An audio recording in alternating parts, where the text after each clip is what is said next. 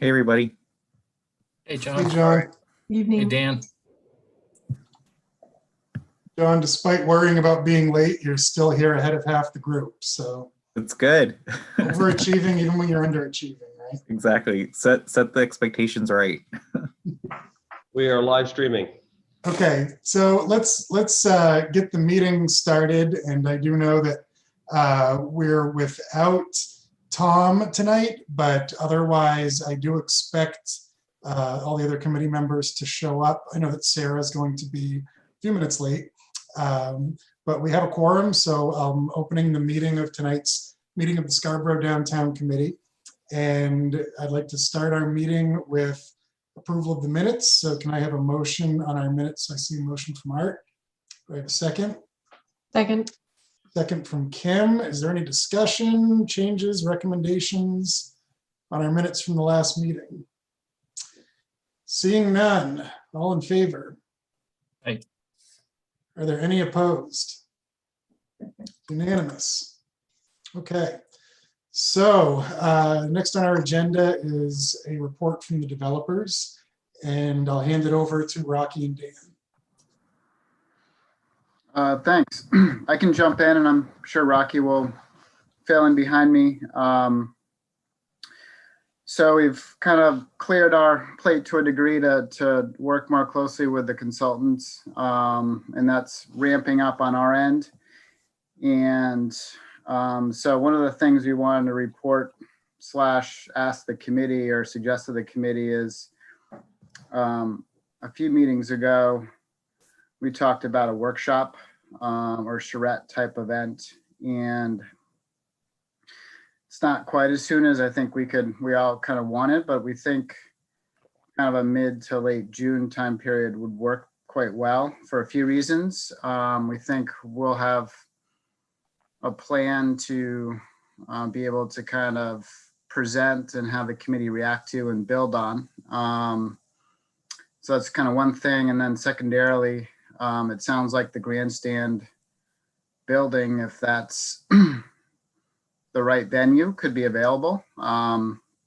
We could potentially do it in a way that is distance, but in person. And because Rocky knows more details, but kind of the vaccination center's going to be closing sometime this month. I'm not sure of the date, next couple of weeks. So that space becomes available. And if we have enough lead time, we certainly can make it happen, so that we could have it at the site. So we were thinking, just looking at the committee's calendar, in pattern, that it could be the June 22nd, I think, which is a regular meeting, if I'm looking at the calendar correctly. And that also could enable us to kind of do this work before July and August, which is a tougher time to meet. And I think people don't necessarily want to be on Zooms or at workshops as much. So wanted to throw that out there to the committee. Again, in terms of a report, we're digging in and have, more to do, but lines up pretty nicely with like a mid to late June timeframe for that workshop that we've talked about. So I don't know if you want to add anything, Rocky. That's more of a specific. I haven't got a whole lot to add. I think it's been made public that the vaccine clinic is going to be closing by the end of the month. I think their last appointments are, I want to say the 21st or the 24th. I can't remember which. And they're wrapping up. And so it will become basically available to us after the end of the month. June 1st, it's back to being ours. Dan and I felt like, there's certainly a lot of room there that this committee and our consultants could get together, and it might be, really good to have a face-to-face with everybody.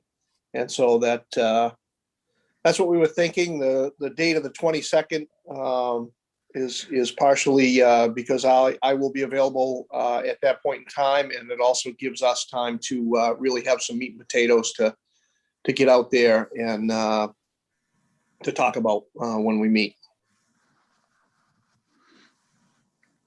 Fantastic. I think we still have some time to talk about the logistics of it, but I hope that if the committee is interested in getting together in person, that sounds like a great opportunity for us to talk about the downtown in the downtown.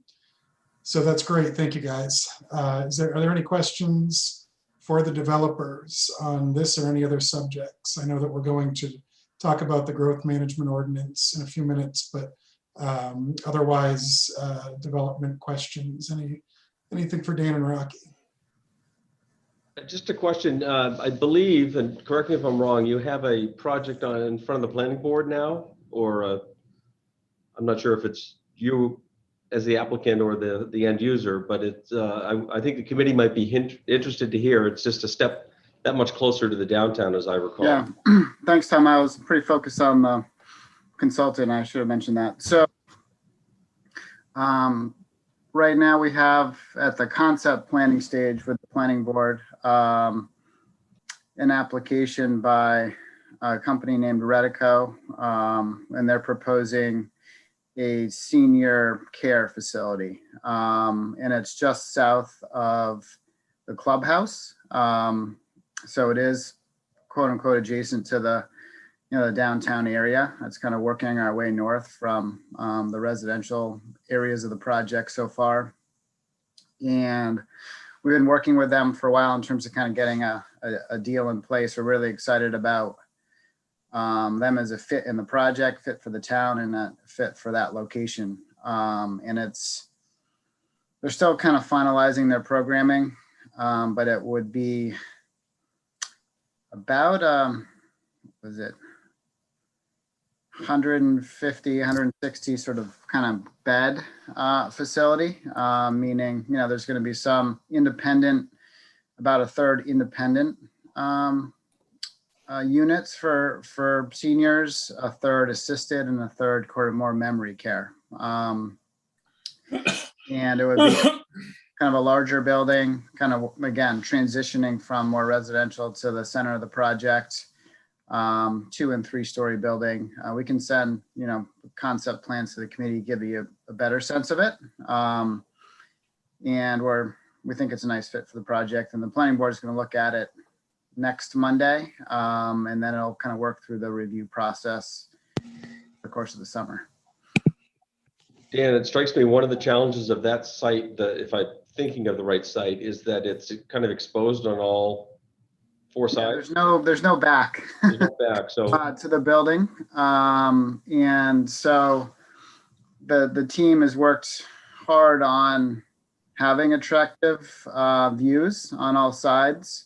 There does need to be kind of a loading area for food service, that kind of thing, which is to the northeast of the site. But we've thought about how other lots can kind of screen that from the center of the project. So you're right, Tom, there isn't a true back.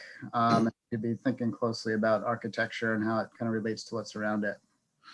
And for those that are familiar with the site, I can kind of describe where it's going, but as you come in from the Route 1 side, if you go just past the apartments that are being built now, the Hayloft apartments, there's a big paved area that was parking that we're using as a lay down area for materials. We've got a job trailer there. It's basically that area between the end of Hayloft apartments and the new road, Hackamore Street, or I guess that's what it's called. From there to the Clubhouse building would be where this Redico site is. So it does not encompass the actual Clubhouse building, but Scarborough Downs Road will then get extended another 500 or 600 feet. I can't remember exactly what it is, but it will then bring those utilities and that much more public road, or to be public road, down to what will start to be the beginning of where the downtown would be. So it advances. It's a good fit. It's a good fit for the project, but it also helps us advance that infrastructure and utilities and road network that we so desperately need to get to the center of the project. And forgive me, maybe it's not the opportune time to mention it, but we've talked grandstand. I don't know if we've necessarily talked about the future of the clubhouse, and maybe you're not prepared to talk about that tonight. We've never really talked much about the clubhouse because I never really felt like the clubhouse would be a building that would stay. but I don't see that being repurposed. It was a building that was built in 1986. It doesn't really have a lot of, historical, I mean, it serves a function. And there is an ongoing business there. But when we find another home for that business within the Downs, we anticipate a sports bar kind of a situation where that can relocate. And then I think that building probably comes down and something else fits in that area. So I That's guess what we're thinking at this point. I guess that brings me right to the point I was going to make. As Redico is planning their layout, be mindful of the downtown, particularly if the clubhouse doesn't exist there. Yeah. Yeah. If the clubhouse doesn't exist, we anticipate a lot or two, would take up that land area between, Redico and the grandstand. We've made provisions for utility connections through the northern portion of the Redico site, so that there's some kind of flexibility there to serve the center of the project. But for sure, Tom, in terms of how we're thinking about that. Great. Tim Rand? Excited about them. We're excited about them in the fit for the project. Is the depth go all the way to the clubhouse, to the clubhouse for the Redico building? Well, the site goes from the Downs Road where it roughly is today to the west side, past the clubhouse to the east. So it's about 5 acres. And I think later this week, we're going to have a master plan updated that shows their kind of footprint, their site layout on it. So I can send it to I would say share it now, but I don't have it. So I can share it with the committee as soon as I have it. You're all picturing something different in your head. So you can kind of see what we're describing and how it relates to what we're working on. And of course, our consultants have that information as they begin their work. Yeah, and I just bring it up for the committee's benefit. This is the closest you've been yet to the downtown area. So it's good to see from my perspective. Yeah. Anything else for Dan and Rocky on this project or any other developer questions? Okay, seeing them, we'll get back to you guys in a few minutes. So I'm sorry, just one Kim. question. So when you were talking about a June 22nd workshop day, is that when the designer would show us something, or are you expecting something else on that day? We were thinking that, as discussed, I think a few meetings ago, about having a workshop type meeting where it's not just us presenting or the consultant presenting, but it's a planned charrette or workshop where we get feedback, there's discussion, etc. So I think that certainly warrants committee discussion. So the format of that, the time it's held, etc. Because I would think it would warrant a longer meeting, maybe a different time, so that it's super productive and people don't feel rushed, that there's time for the presentation, but also a lot of input and, building on the presentation.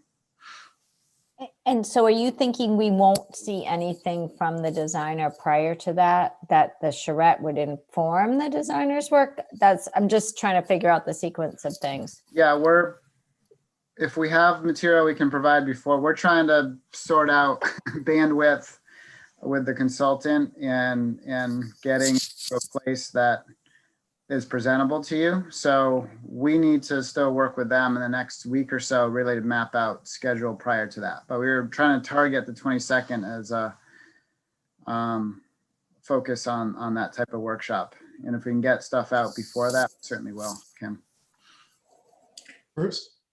Yeah, on that, Dan, I think it would really be helpful, considering that there's so much public input that's been pulled together in that Planapalooza 400 or 564 public comments that have been compiled and then actually synthesized and analyzed and given some direction. I think it'd be really good if we could at least have a very broad brush sort of plan from the planners have a graphic that is, very simple. Doesn't have to have any detail. I think we always talk about it as sort of a bubble diagram. I think everybody can start to relate and gives you an idea of how to start putting things into that puzzle. Do you think that that's at all possible with your group? I guess I'm sort of, personally, I'm hoping we're just not going to be starting off with like spitball ideas and then your guys taking notes and not really having anything to talk about. Oh, no, we're going to start well beyond that, Bruce. Okay. In terms of a bubble diagram or more. So I think we're coordinating later this week and next. And I think at the next meeting, we can certainly provide more direction as to what can be provided early and the level of the detail so that the committee can be preparing for the meeting and making it as worthwhile as possible. It's not going to be start from scratch by any means. Does that help? Yeah, that helped me. Brian, go ahead. Dan, one of the ways I've kind of envisioned this committee, our input, has to do with what I call public amenity or, kind of public benefit amenities. And, I can imagine two approaches to these public benefit amenities. One is you guys as the developers coming with a vision of inclusion of public amenities in the project. Us evaluating that vision and saying, here's how we might see it supplemented. Another approach might be coming with your broad vision, absent any public amenity, and having us, fully inform what public amenities get included. And I'm kind of curious whether you've thought about, which of those two approaches you plan to take, or whether there's a different approach you plan to take. We haven't thought that granular, I would say, Brian. We've been feeding, at this point, we've been feeding the consultant all of our background information, our current plans. And I know that it probably feels like a while ago that we presented sort of the initial downtown ideas, which were the pre-pandemic ideas, and also feeding them the material that the comp plan generated, the downtown study that Bruce has referred to a few times. So they have a lot of the ingredients, and we'll bring that up to them. We obviously still have time to kind of shape how this is done. So we'll germinate some ideas, and if the committee continues to, I think we can set up a good kind of format to make this super productive for everybody. Well, I'll also offer, Dan, we're going to get to this later in tonight's meeting, but I think that the exercise that we held at our last meeting was helpful to a lot of the committee members because we started to actually picture something, take the picture in our minds and talk about it with each other. And I don't know if you've had a chance to read the couple of pages, We'll get into them later. But we've started to identify at least a couple of themes that seemed to be pretty popular among most of the committee. And I guess maybe what we'll do is we'll ask you if it makes sense to explore those themes more deeply before June 22nd. If it makes sense for us to pick some of these categories and while we're in something of a holding pattern, dive a little more deeply into them. Or if that's something that we should do after our charrette. But I think that, we've started to put together a nice brief document that I do think captured the vision of a lot of members of the committee all at once. The concept of a central crossing space and some other elements. So whatever we can do in advance before that charrette with materials like that, we have a group of people here who like to be busy, from what I can tell. So I think if it helps to dive in more on that document, it's probably a good use of our time over the next month. That's great. I think it was a great start, and I've forwarded it to our consultants already, so it's on there. Great. And could I make a request? I had provided the committee a map that showed kind of developments happening around your project. So they get a sense. Yeah. What it didn't do is a very good job of showing natural or potential connection points, particularly on this side of your project, the, I guess, east side. Yeah. Is that something you could help with, a quick little graphic? I don't think it needs sure. to be engineering grade or anything, but just all those different opportunities. Yeah, absolutely. Okay, thank you. Okay, well, I think we aren't done with any of these subjects tonight, but let's plug back into the agenda and work through some of the reports that I'm excited to hear about tonight, one in particular. But we'll start with subcommittees, and we didn't receive any comments from the public, at least through the portal. Unless anybody has any communications from the public they want to share tonight, Basha. So I have got a lot of messages at my office at IDEX. There is a big, they read something in the newspaper that was presented, I think the last week's Sunday paper, I think we had whatever we discussed. So it was there. So a lot of people reached out to me, like they are saying they have a lot of people behind the dog park. That is one of the biggest ones. And I do not know exactly what are the things, but it was mentioned that we have at IDEX, there is a IDEX Foundation. So we can get some support. And then if people want to do the march for getting the dog park, they are ready to join. So I'm getting a lot of those actually on my office chat box from my IDEX employees internally.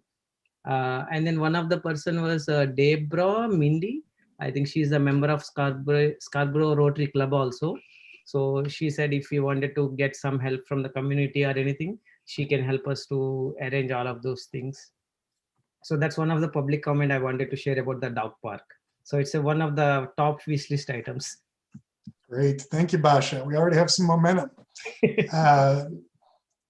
Otherwise, no reports from the communications subcommittee. We know the grandstand committee is not meeting. How about the downtown committee? Tom often reports back from that group, but he's not here tonight. Does the downtown committee have any reports? Did they meet? No, We didn't meet. no, this week we Okay. did not meet. We have the document in the Google, in our Google Drive, which is shared with everybody. So there are sections that what we wanted to do and do the write-ups for those each individual item. So that's work in progress. So maybe next week we'll catch up with Tom and everybody else, and then we will have Right. update for the next meeting. Excellent, thank you. And so I believe that we have a thorough report and recommendations from the modeling committee tonight. And I had an email from Bruce, but whomever from the modeling committee would like to report, floor is yours. Bruce, you're muted. Well, I can talk for a minute. I submitted 2 documents from the modeling committee. There was one where I was trying to outline some milestone events, which I think we were trying to do. And I had written something that I was kind of hoping we could distribute this to the membership and see what they think. What it is it kind of offers us all a plan forward and how we might approach the project, and ultimately our report that we're going to be submitting to the town council, which is the second part of what I'm going to talk about here. I think what I've done here is basically I've waxed poetic here. I have broken the project down into the body and into the soul. You know, the design principles I think that we've been talking about earlier are really the body. I think that Dan and Rocky's planners are going to be able to go ahead and implement the 10 principles we've always talked about. I mean, that's their stock and trade. They're going to do that. They're going to bring, I think, ultimately all the components and principal pieces that we need for a downtown center. I think what our committee and what I've seen that Palooza sort of focus on is the soul. I mean, and that's the ingredients that are going to make this project Scarborough and not, you know, Wilkesboro, Pennsylvania or something. I mean, so it's going to be the pieces that our community values. All our community values are going to be able to be gathered up, and they already have to much of an extent, that we can start then tailoring this project that we're going to be presented here shortly. So anyhow, I was trying to also sort of break down and think a little bit about how we're going to put a report together. And, I mentioned earlier that looking at that 35 pages of the Planapalooza, they'd pretty much gone through everything, and it wasn't even a complete report. Apparently there are 564 public comments that have been recorded from that. Granted, it was done for a larger project, but I would say that 98% of the Planapalooza is applicable to the town center here, so what the community values. And but I think we need to put that into a format that, since that report was done so well, and I understand that Karen Martin was the author of that document, that we could go ahead and perhaps use her, and I'd like to come back to that. But anyhow, what I've done is also at the very end here, I've tried to propose some milestone events, which is the important part here, where we can, let me see, there's 1, 2, 3, 4, 5, what I see is 5 important milestones. And this is what I was hoping that the entire committee could look at and see if they agree to. But the first step here is very timely. Between now and June 22nd, I think it would be a great time for the committee to familiarize itself with our existing background information, that report that Karen did. And then also I'd like to still make a pitch for the 10 design principles. I still think it's a good idea that the entire committee somewhat becomes familiar with it. And one thing that I propose, and I could certainly accept some comment on it, is identify or making one committee member responsible or basically a champion for each one of the principles to make. And when I say that champion would sort of focus on that, as well as other issues that they're interested in, but focus on that one particular issue to help, and then quiz the planners on it, and just to make sure that our entire committee then by default has covered everything.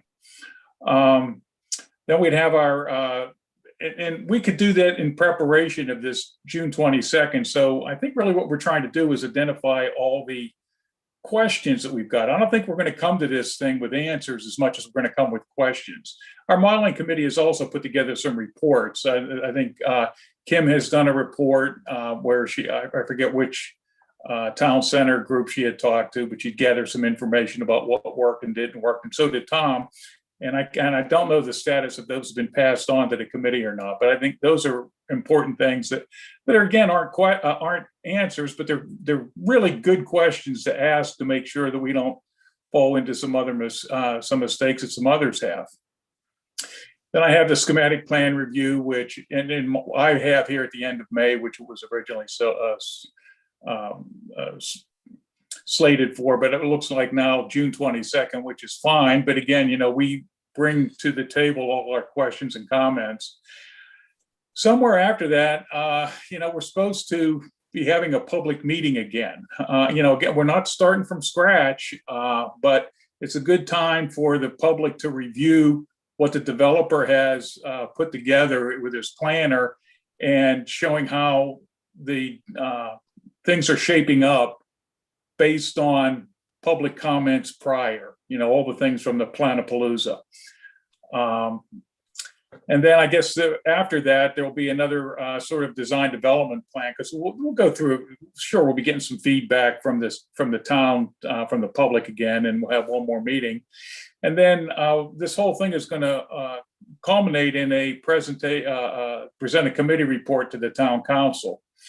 And I see this as an area that I think is a target that we should start to be thinking about, because it's going to help us structure ourselves and gather information so that we can put it in a document. And again, getting back to this document that Karen had put together, I think understanding the the whole picture of where our group has to go and the people we're trying to satisfy. That is, the town council, of course, and making sure that the developer gets this information that he can sort through and pick and choose what he's interested in putting into the project. I was thinking maybe it would be a good idea for us to have a steering committee. And the steering committee, they're not really too hands-on. They really give direction, encouragement, support, and help direct the effort in a manner that makes it productive and responsive in the end there. I mean, these are, I had 4 members that I had thought of that would make good steering committee members. And of course, this is all up for discussion and whether these people would actually be interested in doing it or not. But I thought that Karen Martin would be excellent, only because she put together such a great report and would help us to put something together that made sense. Because her document I just thought was excellent. I just think that it did everything it was supposed to do, and well written and very useful. So I thought she was good. I thought we needed a member of the town council, just because they've asked for this, to make sure that we're kind of giving them what they're asking for. And again, they just need to pop in at these milestone meetings. We're not asking for a lot of time here, and certainly no effort where they have to go out and do anything.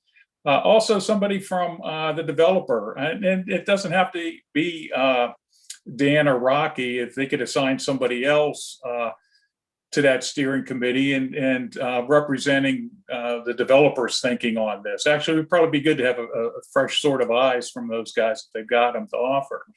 And then, Tom, I kind of threw you in too, just because I thought that you representing the town would be a good fit for this. So those are the 4 people that I have that I would propose to be on a steering committee. Whether they decide to do it or not, or people got some other thoughts, but I think that they would be a good force for helping us sort of forge together a document we'd be all happy with and could benefit from at the end. So that's the long and short of it. So, Bruce, can I ask for some clarification on the steering committee, only because this committee has 2 members from the town council on it and 2 members from the development team and Tom. So do you maybe just want to recommend that we ask Karen to start participating in this committee meetings, or do you envision the steering committee to meet separately, because everybody listed is already here? Well, I've done a little research on what steering committees are. The term popped up into my head, and I'm going, it sounds like we need somebody like that. I did a little research, even though, and the recommendations that I saw within my research, it indicated that even though that there's people there already on the committee from an organization, they recommend getting somebody else in. Fresh eyes. There's no more preconceived ideas per se. I mean, people like Dan and Rocky have been in the trenches here on a regular basis. This is to try to help us maybe think a little bit differently, but still addressing their concerns. And the same thing with the town council. It might be good to have some guy just sort of pop in. Again, I don't think that we're not asking these people, from what I've seen here. I mean, these people have just they're not regularly part of meetings per se. I mean, they just chime in at 2 or 3 spots during the whole process and sort of understand what's going on, and then offer some of their thinking about how the committee should address something, or what they think is important. So there's not a big time commitment there. So and nor preconceived notions. So it's just to help, which I think somebody to help put this darn document together. We're going to have to assign somebody ultimately as an author for this thing. And I think certainly Karen would be able to. I'm not asking her to do it, although I just think she would be wonderful. But if nothing else, maybe she could help us identify the type of person or a person who could help us put this document together. So that's why I had written down, there's, a town council member, somebody who's not necessarily in the day-to-day stuff, somebody that just sort of peeks in every now and then, and same thing with the developer, if that person exists. Dan and Tom, or I don't know if, or Dan and Rocky, I don't know if you've got that person, or maybe just one of you want to do it. And then Tom too. So again, it's all up for, that's just my research has indicated that. Certainly we can adjust this any way we think is best. Does anybody have, for anyone who hasn't noticed, in the chat window, I've posted a link to what Bruce had emailed to me. And I apologize, Bruce. I thought you were asking if I was supportive of you forwarding it to the committee, and I think you had asked for me to do it. But I've shared it in our shared drive, and there's a link in the chat window. But what Bruce has reported to us tonight, are there questions, more discussion, anything from or for other members of the modeling committee? I really haven't had time to digest it, but on the issue of report writing, I think it does make sense, and I think Karen would be actually quite capable, and I'm hopeful she'll be willing. It does make sense to have kind of a singular person to pull it together for continuity and flow and such. So I'm not saying she has to be the person, but I think it does make sense to have a chief author of the final report. And I assumed some of that responsibility when I volunteered to be chair. I don't expect to do it myself, but I think at a point where we have something to report out, I'll at least have some ownership over it. There's some responsibility, and I would love help. I see both of the town councilors instantly raise their hands. Well, I was going to say, Travis, you don't have any experience writing, do you? None whatsoever. No, I guess I'm picturing, you need a quarterback, but then what you want to capture is the process and the thoughts that have come up as the committee has progressed. Like, I thought the Grants Day Committee did a great job of summarizing their key points. That's something that should flow into the deliverable. As the modeling group or the other committees kind of progress with their work, I see the final report out being an assimilation of what you did, of those things, and to the extent you reach conclusions or recommendations, encapsulate those as well.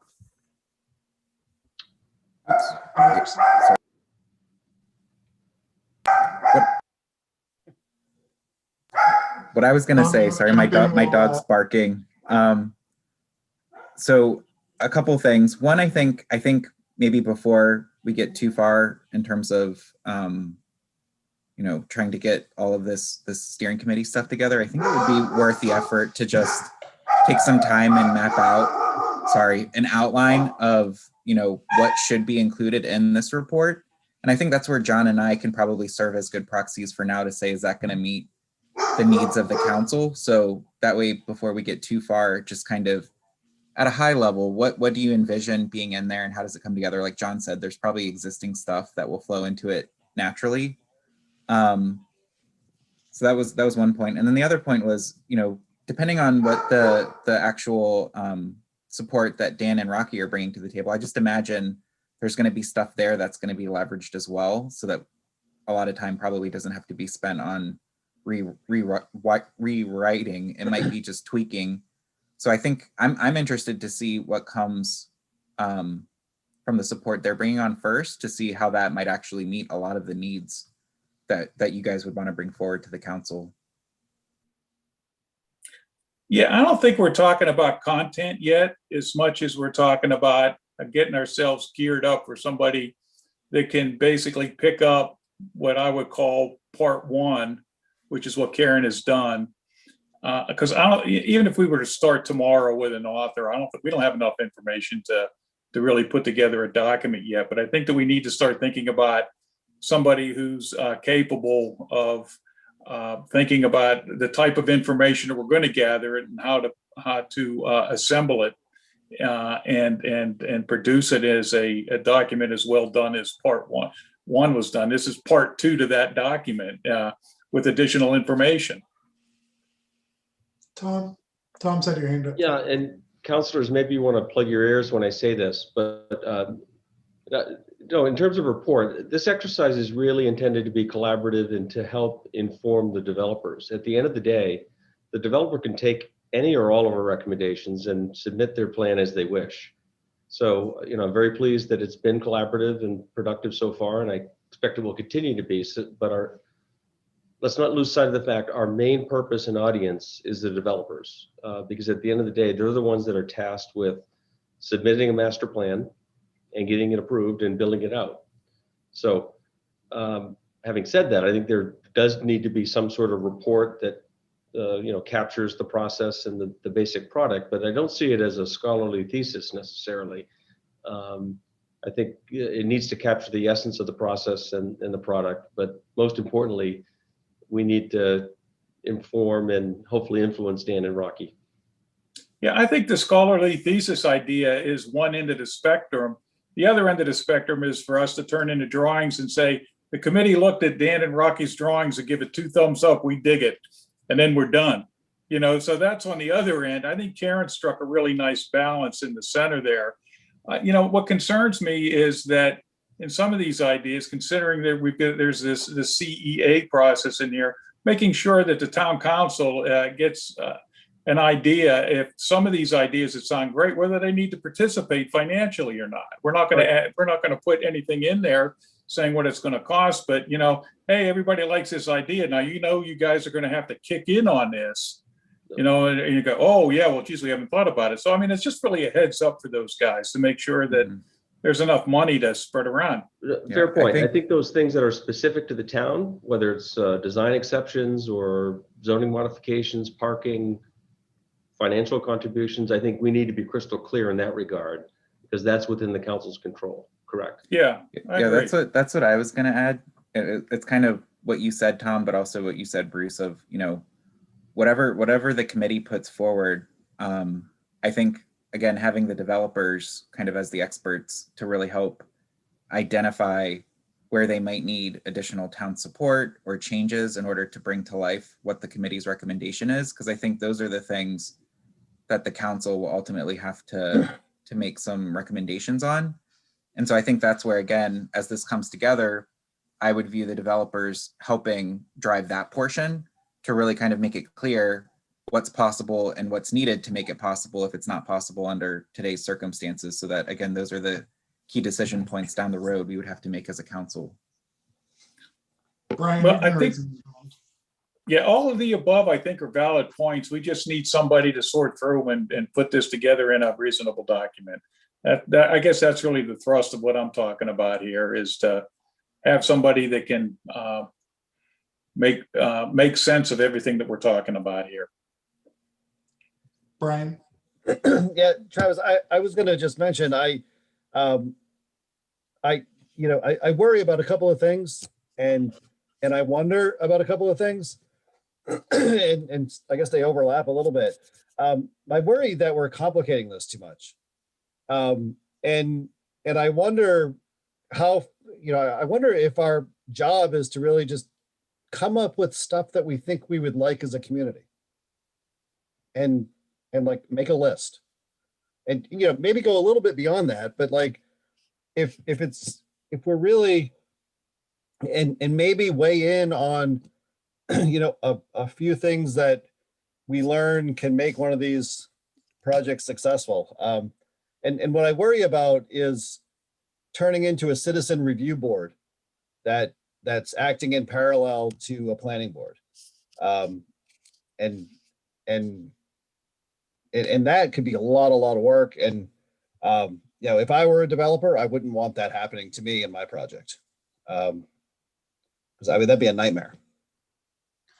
Well, and I think to your point, Brian, where we started 2 weeks ago, I feel like is in line with what you're talking about, and in line with what I suspect Dan and Rocky are hoping to see from us, which is concepts that we all agree on, and that the town council would like to see which part of this may we be responsible for instance, a public square or a public market within the grandstand that's going to require some public support to make it financially viable.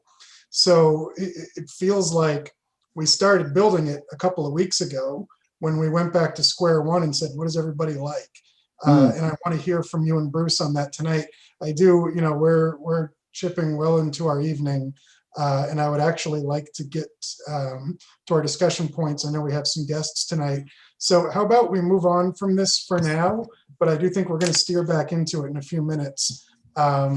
What I would like to do next is move into an update on the growth management ordinance, which I know there's been some activity on, and maybe if we could start with the counselors letting us know what has happened with the GMO, and then we can ask Dan and Rocky to give their view on how it affects the Downs project.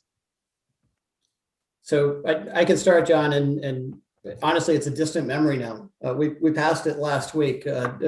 Repeal and replace, we're now on to budget work, but it's a change. We shifted the paradigm for how we manage growth in town. What we passed is going to direct a lot more of the activity towards our core growth areas, which is the downtown area. And it's going to further restrict it outside of that core area. So our rural districts are going to see less growth. That's the biggest change. We understanding that because we're changing the rules of the game midway, we made some accommodations, particularly for the Scarborough Downs folks or the Crossroads District, to make sure they talk about their next phase of development, which will get close to the grandstand, so that they could build out that infrastructure and develop some residential units on the way up to the Redico property or proposed Redico property. So there's some things like that. All in all, I think it will temper the pace of growth.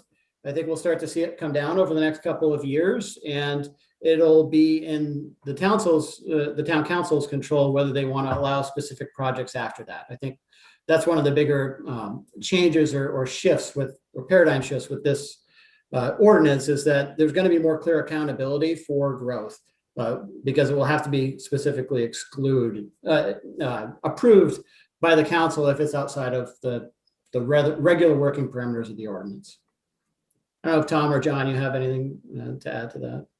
No, I think you touched on it well. I mean, I think, we did recognize as part of our comprehensive plan that the Crossroads Planning Development District is intended to be one of our high growth areas. So we made some modifications to make sure that, the Downs could develop at a slightly faster pace than the rest of the remaining Scarborough.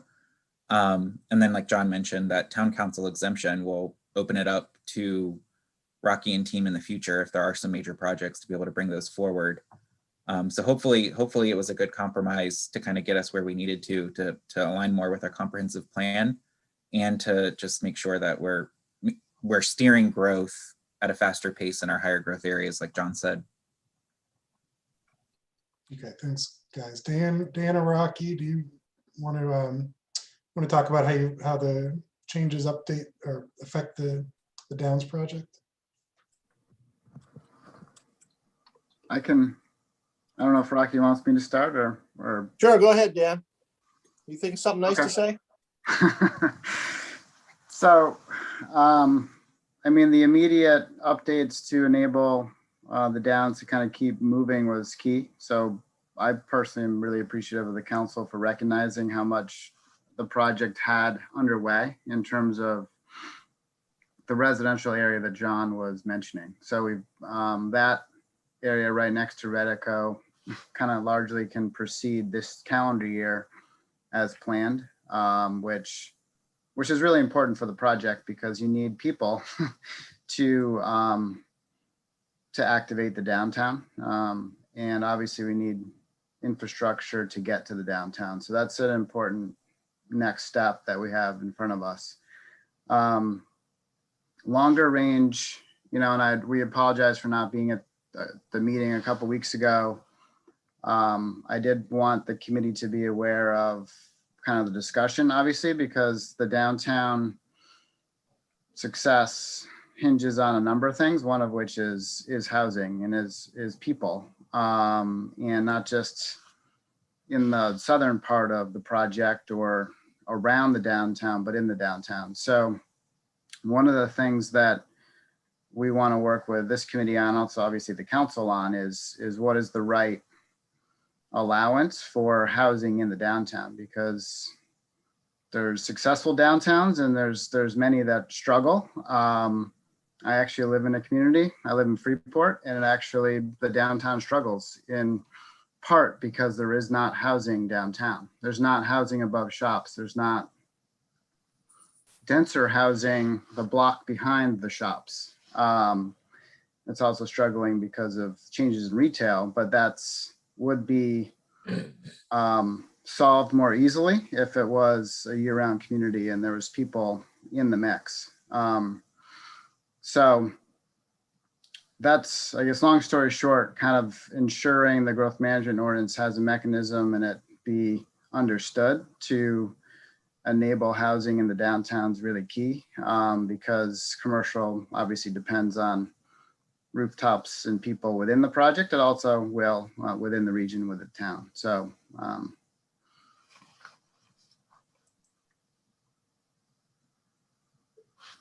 I think that sums it up, Dan. Okay. We did get some immediate relief that allows us to keep going at least for the rest of this year. But frankly, we're not going to be able to live with it after our exemption goes away at the end of the year. So we're going to have to deal with it.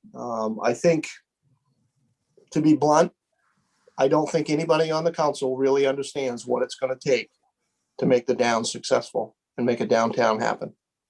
And I think that was clearly demonstrated by the way this all got done. But we're anxious to work on it, and hopefully we can come to a resolution that will allow us to continue. Okay. But we don't have it right. Rocky, how many how many units are approved versus how many are you looking for? So I don't have the number of how many we're looking for. I don't have the magic number of what's going to make it work. I suspect it's a lot. At this point in time, between what we have built, what we have approved, yet to be built, and what we have in the pipeline for approval, and we expect to have approved by the end of July, puts us at about 400 units all in. And so that's where we are today. By the end of the calendar year, we will probably have bought all those building permits, or all that we can, certainly, so that we can take advantage of the exemption that we have. But frankly, 400 is probably a fraction of where we'll need to be. But that's a guess, and that's something that Goody Clancy's working on with us and for us. We also have Jim Demesis at Camoin Associates working on the same nut, and we're trying to crack that to figure out where we need to be. But Jim Demesis does market research, so he does market analysis. Just for anybody who doesn't know who Jim Demesis is. So I think that there's a time in our near future where this committee ought to have a conversation about housing immediately around the downtown. If for no other purpose, to get a sort of shared sense of our committee vision of what that ought to look like based on information that we get from the experts. And so I know you guys are working with Goody Clancy, and I think at some point in the next few meetings, it makes sense for us to have this on our agenda, have the committee understand it, and to ask some questions and to talk about what our sort of thoughts are on what the housing makeup should look like in and around the downtown. Brian? Yeah, Travis, I suspect we'll learn a lot more together, or maybe in these meetings, I don't know where, but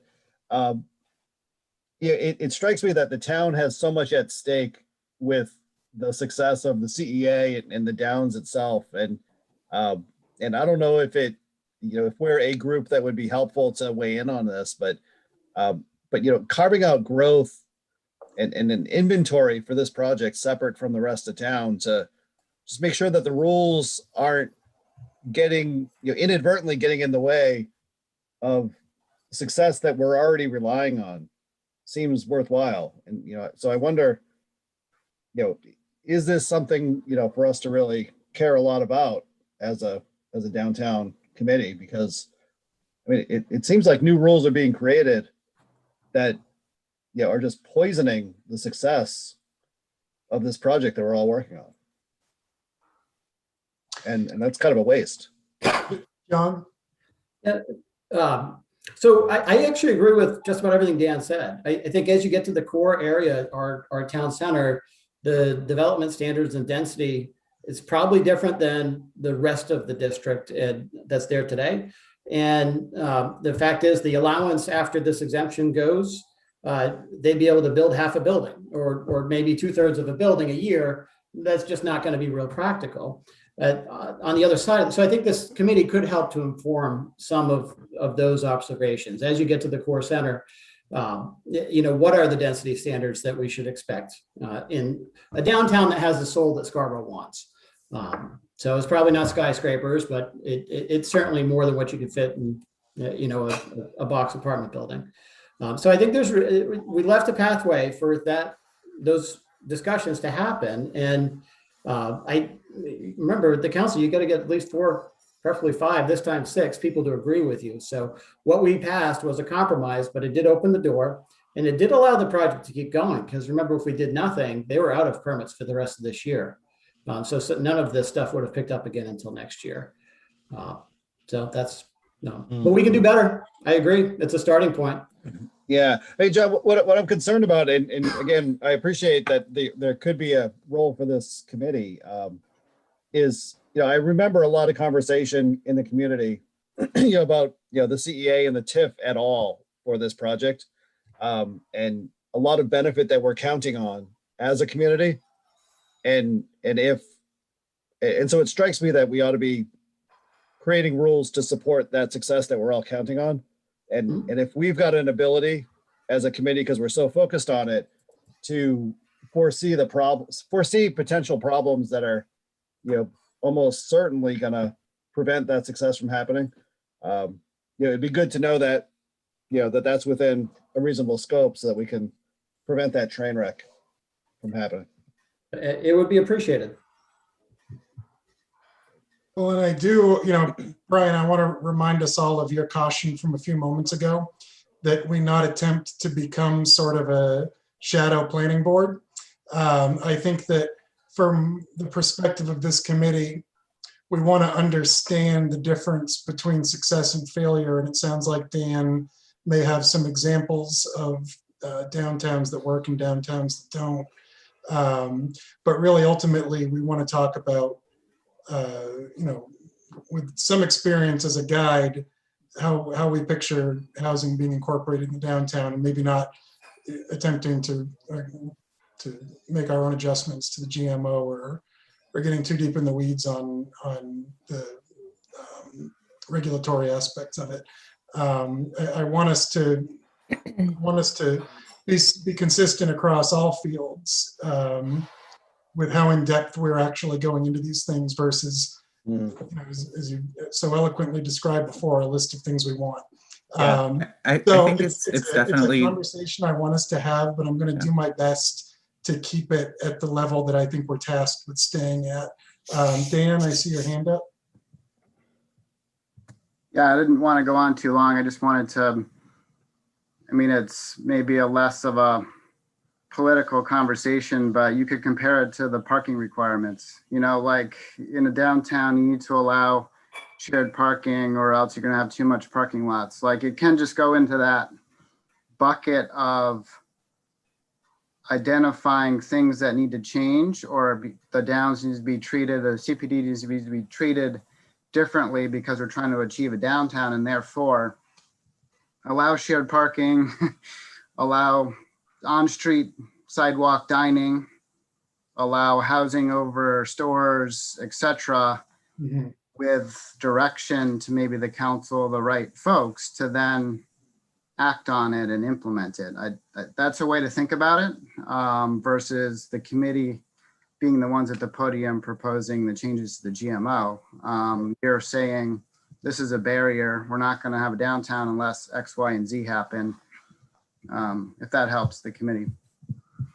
You said it better than me, but that's sort of Yeah. same thought that I had. John? What I was going to add, it's similar, I think, to what Dan was just saying, like, and kind of the line of thinking you were going with Travis, in that, you know, I think understanding the risks or the barriers to actually get to the downtown and what the recommendations are from the committee or from the developers as members of the committee would be really helpful to get from this group as part of the recommendation. So I think, however, the housing, whatever the risk is, I think it's worth documenting, sharing, and bringing that forward to the council in the final report.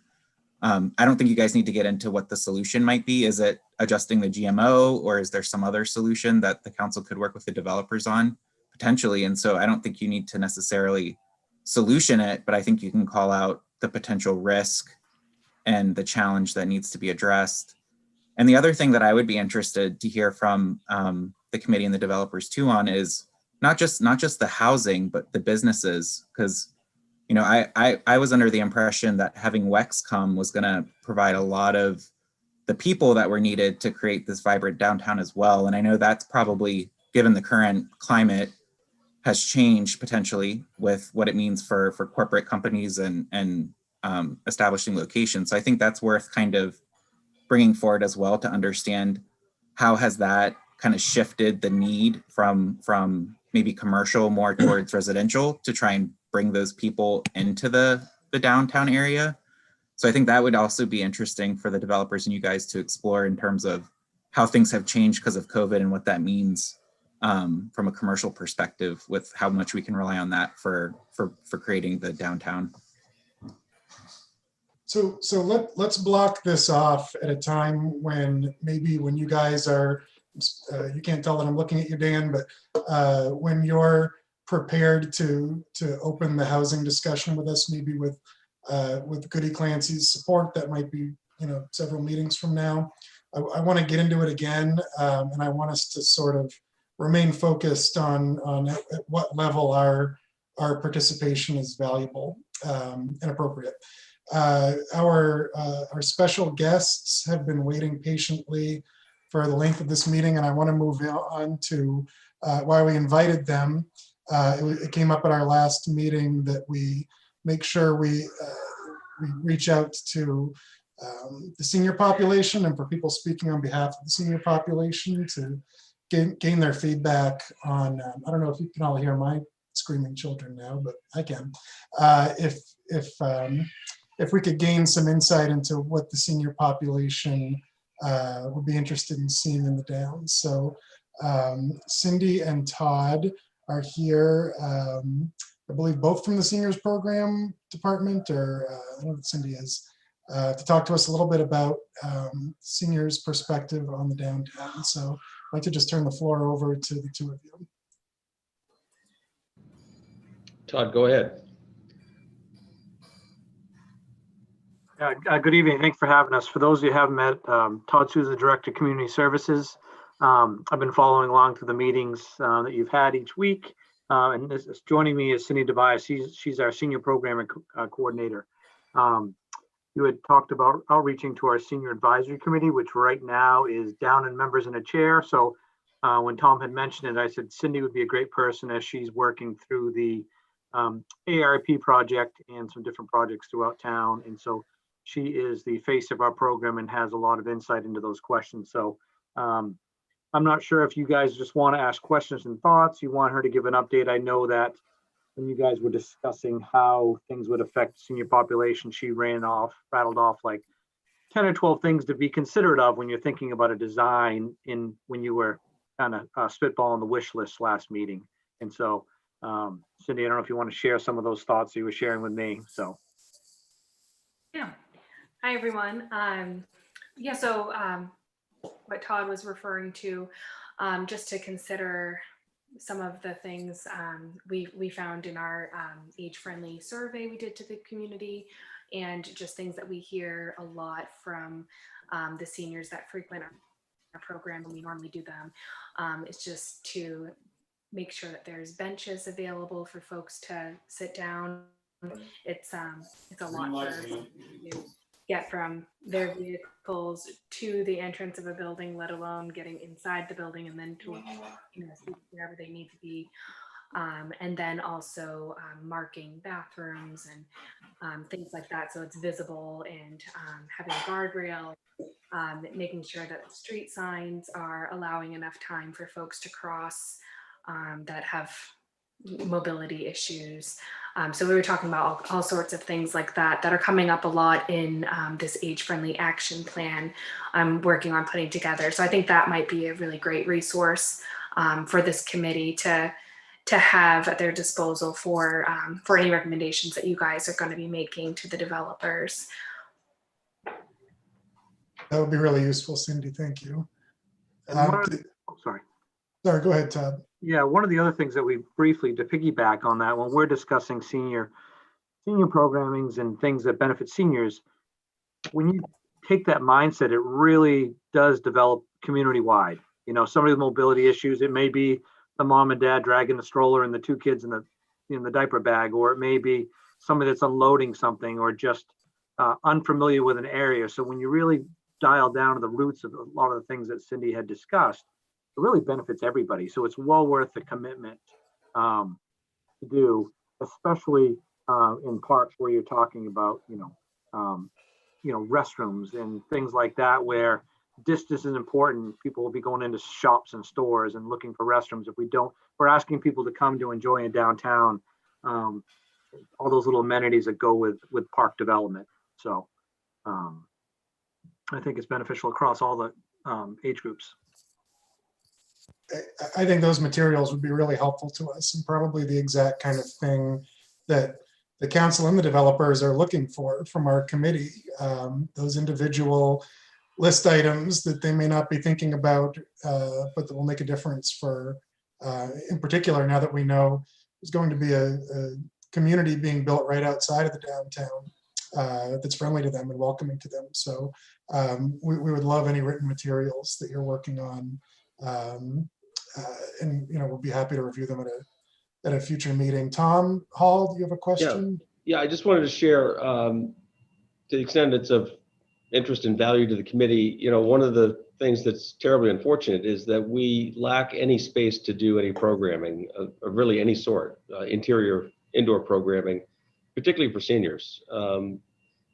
We had a program that was a senior WOW. WOW was without walls. We literally have 2 buses and do a lot of travel work.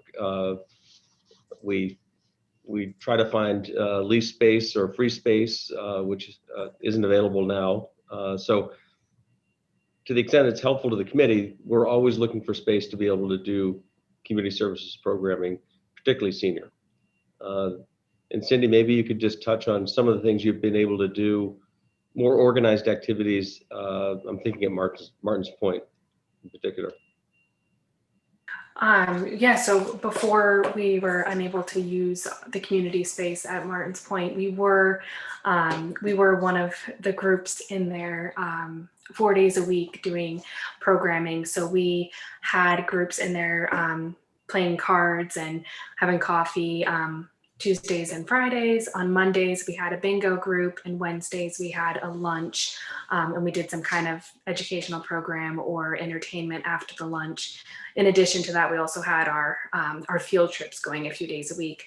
But we were finding that seniors wanted more time to socialize and more time to just get together, have a cup of coffee, play a game, and maybe learn about what's going on in the community. We had several groups come in and talk with them, from the police department to the fire department. We had folks from, we had Larissa come in a couple times back when and chat about what was going on townwide. So they really are looking for just somewhere to congregate and get together, and where they're not going to be on a time crunch where there's another group that's going to be coming in and we've got to clean up. And so that's definitely a need that's been ongoing with this group in particular. And that sounds to me like you're looking for principally indoor space. then from the list that you just went through. So, I I think think that lines up nicely with the vision for a community center that was barreling ahead until the pandemic. But I interrupted you, Todd. Is that correct? Is ideally indoor space or? Yeah, for the primary piece, and I just wanted to make mention when we're talking about this downtown, I mean, my hopes is that it's really, goes hand in glove together with some sort of conjunction as we think about space and how we use it. Is there a possibility to have the two indoor and outdoor spaces or opportunities for space when we're thinking about how we're going to bring people into the downtown, that they go hand in hand to be able to come inside and outside to enjoy what would become the downtown area. So, if possible. And truth be known to the group, Todd is probably your biggest groupie. He's a frequent viewer through YouTube. He uses his time on his commute home every night, or not every night, but every other week to watch our YouTube videos as he's driving home. So he's the one that often sends me these. He sends these links of these cool things to me, and I share them with you. Yeah, I enjoyed thinking about potential park design, and I just want to give a 30-second plug to when we do get to that point. No offense to any architect or engineers in the group, but please pull in the maintenance workers, the groundskeepers, the people that actually take care of stuff, because things get pretty on pictures, but then you don't think about where the restroom is or where you're getting power for, or how you're unloading your groups, or when one group is here, or every time the walkway, you got to move stuff to mow, just all those functional things that really add to the pandemic of maintenance after the fact or closing of it. So, please bring in the grounds workers and the people that have to maintain stuff to really get down to how do we make this functional, which becomes beautiful and well appreciated and well taken care of. So. Thank you. Brian? So Cindy and Todd, I love hearing about seniors, and as you're talking, I'm wondering if maybe there's a couple of like gradations of seniors, and like maybe I think about like new seniors, like middle seniors, and like super old seniors, because like sometimes seniors are like 55 plus, right? Yep. And sometimes seniors are like the people that can barely walk and like our nursing home seniors. And then there's probably seniors in the middle. And I think as we think about like planning and designing and having amenities for seniors, there's probably not one kind of senior, right? And I wonder like what your thoughts are on that. Yeah, I mean, for sure. And I can let Cindy chime in too, but there's definitely the group that Cindy deals with 90% of the time right now, just because we don't have any other creative space really, tell me if I'm wrong, Cindy, it's probably the 70 plus group. I mean, that is that senior group that is looking for, and Cindy wasn't lying when they want social space. Lunch may start at noon. They're in the parking lot at 11:15, just wanting to get a cup of coffee and stacked. You know what I mean? And so it's just, they need that free social, they want to be in control of their own lives. They don't want to be told where to be. And they want to know what's going on and all the details to it. But you're exactly right, Brian. There's those transitional age groups coming down that, that we're all starting to work our way into, and it's different, and it's different than when our parents or great grandparents were 55, 60. It's like, you got this pickleball craze and you've got these groups, and a lot of people now, I want to go for a jog and I want to go grab a beer. You know what I mean? Yeah. I want, it's just how those all things are different than it was, when our parents were coming of that age. So I think all those considerations are important. And that's why in my notes talking about just functional diversity, like which groups are there, how are they going to overlap?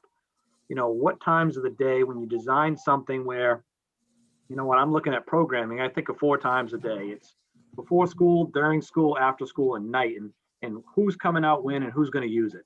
And is the space design that can function? You guys had mentioned previously, like seasonal stuff. I even think about chunks of time during the day. How do you maximize your design where somebody could be out there during the daytime? 9 o'clock, you could have seniors, but you also could have stay-at-home parents playing. And so how do you manipulate that space where it's functional all the time? So as a value to, the downs, the people moving in, and the people you want to draw in to shop and bring income in. So.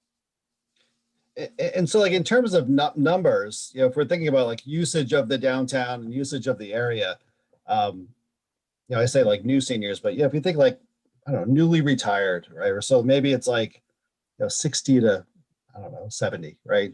So like you're pretty active, money to spend, not drinking coffee out of a styrofoam coffee cup, like, and then you've got like olds who, you know, might not be, I don't know, walking into Anthropology to buy a, you know, Christmas gift for their kid, you know, like what are the, like, what are the bigger numbers there, you know? Are there like 10 of the 80 plus people walking around and 40 of the younger people? Like, you know, who ought we be thinking about when we, Yeah. you know, I mean, But I think Savannah, that, what Tom was saying earlier about how Scarborough has, you know, one of the largest aging populations in the state, and Maine being the greatest state in the nation, that we do have, you know, various different seniors in town, especially like there's the newly retired seniors that are skilled with computers and they want more active programs. They want to do like a, you know, movie and happy hour kind of thing. And then you've got the seniors that want everything mailed to them, that don't know how to use the computers, that want you to call them whenever anything's canceled, and that don't want anything changed and just, you know, plan their whole day around a noon coffee hour. So I really think that there's a huge opportunity for, you know, us to think about developing some kind of space for that younger senior population or older adult population. You know, and with what Todd said in mind, you know, framing development to be friendly to people as they age is just going to benefit the community completely. Like from, you know, the mom pushing the baby down the stroller to somebody pushing themselves in their walker down the sidewalk. Like, you know, thinking about those things really is beneficial. But especially even when you're talking about trying to design events around, you know, when I think of a park, there's a couple different things. There's passive activities, like how is somebody going to free play, you know, and somebody mentioned in an earlier meeting, way earlier, that, I mean, this is really about quality of life and how do we get people that want to stay here their entire life? You know, when they come, they're not leaving, they're not forced out. There's opportunity, everything's set up for them. And then when something is going on, how is it inclusive as you're not displacing people? You know, when you're doing a craft show or an art show, you guys have talked about all kinds of stuff. It's like, is there enough space, or is there little pocket areas around it where I could still go down and have dinner on the bench, watch, and you get a full blown art show going on the walkway, you know? And so, things don't get shut down when something else is going on. So how do you just keep life in it?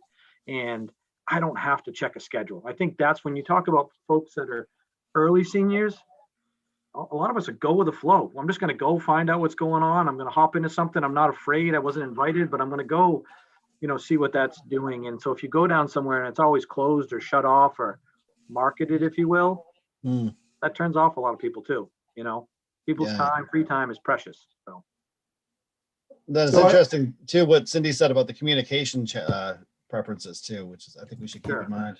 Thank you. So Todd and Cindy, thanks so much for joining us, and I look forward to whatever you're able to share with the committee. We love to keep this line of conversation open with you, because I'm sure that when we get to making recommendations, we'll want to make sure we have some very solid, firm ones that meet your community's needs. Mindful of time, we have about 10 minutes left, and I want to give Bruce and Brian, who weren't here 2 weeks ago, the opportunity to take a few minutes and talk about their dream wish list, which we all did a couple of weeks ago. And I think that maybe rather than opening up that document and reviewing it tonight, we'll get Brian and Bruce's comments, and then we'll incorporate them and we'll take a look at it at our next meeting. But I know that it's already, first draft has made its way to Goody Clancy, and we'll submit any adjustments if we determine that we need to make some. But I want to open the floor to you guys. I doubt you actually viewed our meeting from 2 weeks ago, but if you saw what John Anderson had written up, it's a good model for what we did, which is everybody talked about maybe your sort of top 3 ideas about what you'd like to see in the downtown. And I'll ask you each to weigh in on whether you think a Ferris wheel is a good idea. So I'm just going to go based on who's pops up first on my screen and ask Bruce to start. Well, just quickly, I think that I guess that this is an event and something that would actually occur in the town realm, which is the open space, which I think is going to be the heart of this downtown center. But I always thought it would be important to have a farmer's market. And, farmer's market, particularly the way that it exists now in Scarborough, is relatively unsophisticated. They've actually got consultants who will help you develop farmers markets. And the reason that it sort of comes to mind, that particular type of event, is because it draws people in from around the area, from the rural area. And we have a lot of people who are doing organic farming. They're growing flowers. They've got honey farms going on. They're goats and cheese. And, I guess there's some people who could bring, I've seen in farmers markets where they go ahead and bring meat and vegetables, of course, in. So it's sort of broad. And so I thought that it would help reflect what's happening in the community, bring people outside of the specific town center in, and just benefit more than just the town center. I think that there would be some financial benefits around. But as I said, there's levels. There's the one level of where you just have people bring their 10 by 10 white tents that they pop up. And then there are some places where they have sort of semi-hard type of structures that are dedicated. I mean, we're not talking an indoor type of facility, but a place that, the farmers come in, one day during the week and or weekend and sort of set up. And, the utilities are set, restrooms like we keep talking about, or I keep talking about, to help support that type of activity. So I just thought that was good. Just more than just pop-up tents. Great, thank you, that was Bruce. my thinking. Okay, just one. Brian, what you got? All right, Travis, here are my top 3. All right. Number 1 is kind of generic outdoor programmable space. Fits into the farmer's market, but also usable for other stuff. A well landscaped green park feature. A hardscape thematically identifiable theme throughout the project. So something like very consistent and meaningful. And I'd say no to the Ferris wheel, but I would be in favor of a merry-go-round with horses. Fair enough. You'll be when the committee war begins, we'll know which side you line up on. That's right. Great. Those are again they're very similar to a lot of what the rest of us talked about, which I think is fantastic, and I think will be helpful to what we supply to the guys and to Goody Clancy. So Thank you both for chiming in. I'll make sure your notes are added to our team document, and I'll share it. Thanks for making the space, Travis. So let's take a quick look at our agenda for the next meeting in 2 weeks. What are we going to talk about?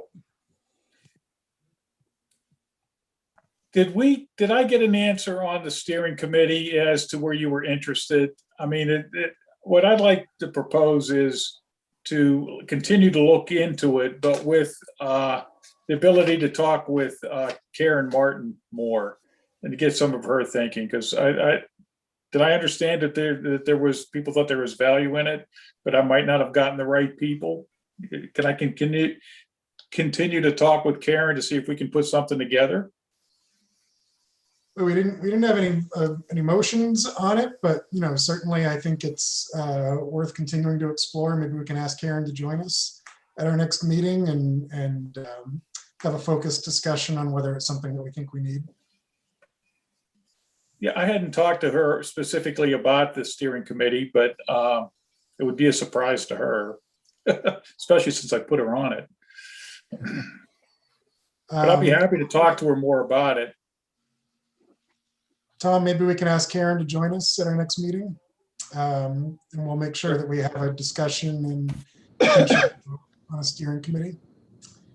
Anything else in particular that we want to make sure we get to at our next meeting? I'll just toss out there because we didn't get to it tonight. Really opening up that visioning document, deciding if it's something that in the next few weeks, while we await our charrette with Goody Clancy, we want to explore in more depth. So let's maybe just take it up at our next meeting since we didn't get a chance to tonight. Travis, just to play on that, first, I was a little surprised to see, I don't know, I think it was in the leader, it was almost a verbatim discussion of our meeting, but so be it. I wonder if this document, with the input further from Brian and Bruce, I think it would be a good, maybe a leader article or some other communication out. And it's an opportunity to communicate with the public and to maybe spark some interest. It's disappointing to me anyway that we really have had little or no public involvement in our meetings. So, but this might start to get some thinking going. Yeah, and I think that what we had talked about the last time we discussed trying to bring the public in more was as we get closer to having, and I think it sounds like June 22nd is becoming a target where we'll begin to really genuinely seek public comment and input on the work that we're doing, that maybe we'll be more aggressive in seeking it. So I think that maybe part of our conversation in 2 weeks should be around that document. Do we explore it deeper and do we start to seek public comment on what's in it? Or do we use it as a venue to engage the public and get them thinking about how they want to work with us more? I really encourage you to use this as kind of a thought-provoking, a check-in with a community and maybe, garner some interest and reaction. So let's make sure that we dive into that in a couple of weeks. We'll make sure that we get Bruce and Brian's comments included, and then we'll talk about where we might want to go with it. Yeah. Is there anything else that we want to make sure we talk about 2 weeks from now? Well, I missed the last modeling committee meeting, but Brian and Bruce, do you think, I feel like we haven't reported back yet. We were drafting up a report and I see Tom started one. I've added some things to it. I'm thinking we ought to commit to having a report either, if not this next meeting, the meeting after that. And then I think our group sunsets, right? Yeah, I think maybe, Kim, one of the things that, preview of things maybe to come is within the recommendation, kind of a potential for our committee or another committee to kind of help process ideas and maybe add some meat to the bones based on the research that we've done. But I think, we're done modeling, right? Right, and we haven't really reported out our findings, right? Yeah. So, and one of our findings might be a recommendation on how we filter ideas going forward. Right. But I kind of feel like in order for us to sunset that subcommittee, we owe it back to the bigger committee to share what we've learned. Yeah. If you think you'll be ready, Kim and Brian, then that might be a great agenda item for 2 weeks from now. We may never be ready if you don't put us on the agenda. That will force us to be ready. Can I demand it of you 3 meetings ago? We've started a draft. That is an aspiration for our next meeting. Yeah. I don't see anybody in the attendees window. Tom, is there anyone I'm missing? Do we have any members of the public who'd like to comment tonight? No attendees. Okay. All right. Great discussion tonight, everybody. Thank you for giving up your Tuesday. If there's nothing else, I welcome a motion to adjourn. Motion from Art. We're adjourned. Thanks, everybody. Good night, everybody. Thank you. Have a good night. Thank you. Very prompt. Perfect. You're